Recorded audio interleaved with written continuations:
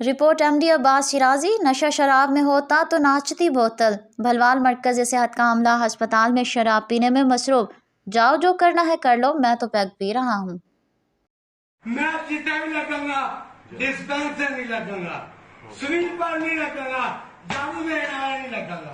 हमें लागी दे। अपना राणा साहब साडा तुझे वीडियो बनाओ, तुझे अपने जाएंगे लोग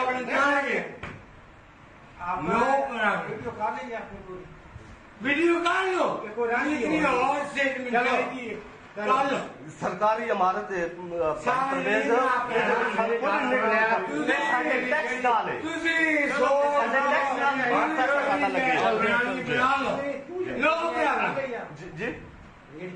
भाई मेरे टैक्स नाल इमारत बननी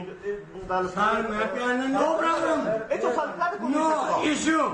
2 बजे तो बाद मैं कोई प्रॉब्लम नहीं, क्योंकि 24/7 नहीं है।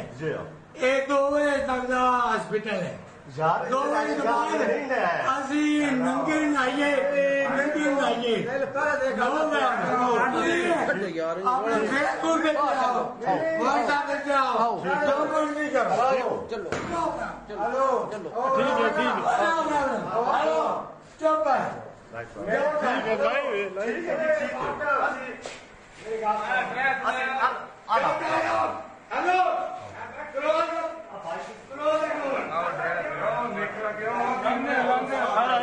सारी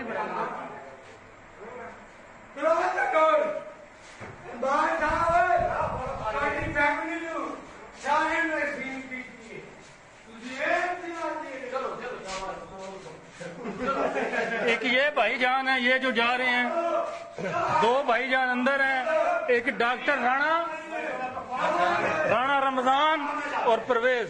ये डॉक्टर साहब कह रहे हैं कि 2 बजे के बाद ये हॉस्पिटल नहीं है। मैं इधर जो मर्जी करूं, नंगा नहाऊं, मुजरा करूं, जो करूं वो मेरी मर्जी है। ये चक नंबर 8 ML घोड़पुर।